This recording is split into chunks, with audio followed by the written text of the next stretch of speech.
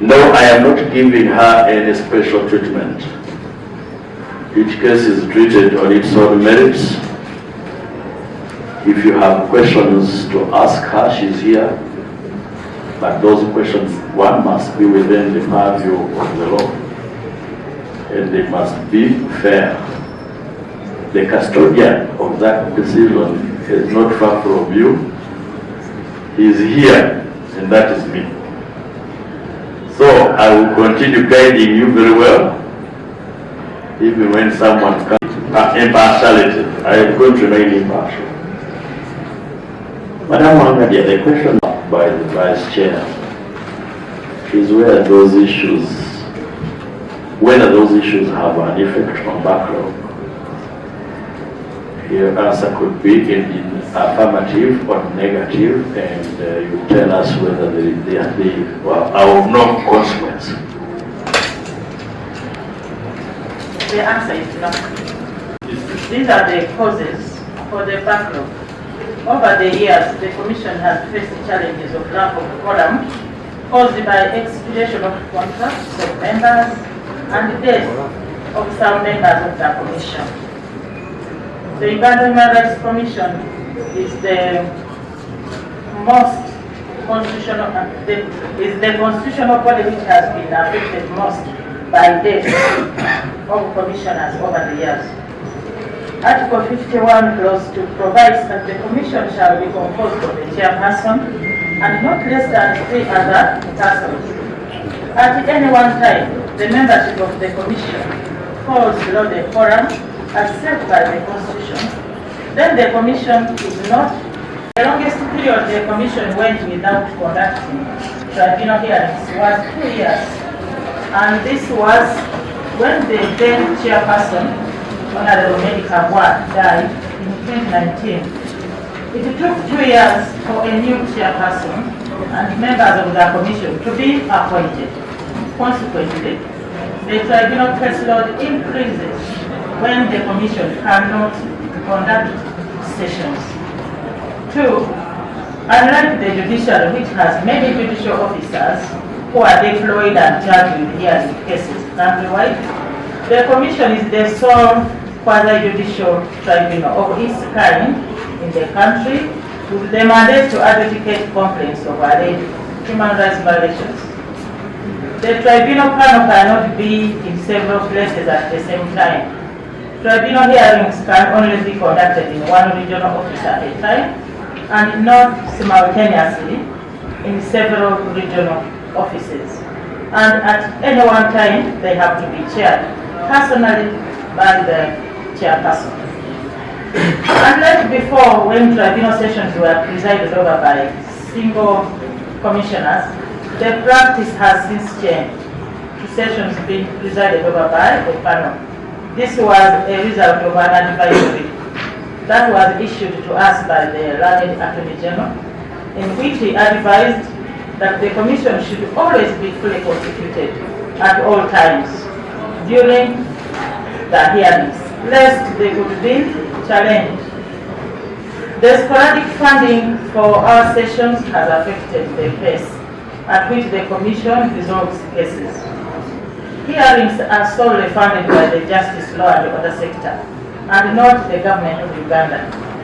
The nature of this funding framework is that funds are allocated to institutions when the donors who contribute to the sector make the funds available. When the funds are not available, the Commission cannot conduct tribunal sessions. The Commission offers its services to the public free of charge at every stage of the complaint handling process. This has led to an avalanche of the Commission, who is responsible for the performance of the Commission and who failed his part for this non-performance. Because non-performance, when the budget is there, means you have saved some money. We want to see over time how much money was returned to Treasury because of non-performance. What is your as to how much money we saved as a result of not paying transport refunds to Honorable Dr. Chisa yesterday? and the Honorable Chakulani. In others in that generic stream, in other words, those that do not require refunds.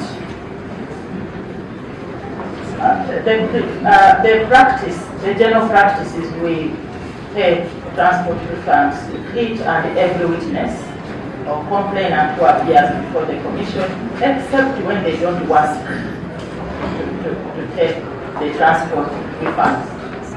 And I clarify that retired Colonel Elizabeth CJ signed for his transport refund along with his witnesses.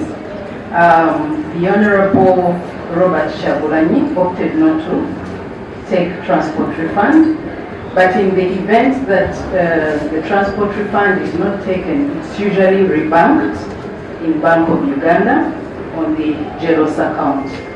But for those two cases, we have proof that retired Colonel Kiza Besije signed for his transport refund. It is my humble request that you allow us to submit this information by Friday of the age of the cases that we have in our caseload. thank you, Honorable. How much money? We respectfully Yes. submit that we have not failed to perform. We have not performed, in other words. So Mr. Chairman, I don't want to annoy you. They had some challenges of this and the members who are not there. And for 2 years, they never performed.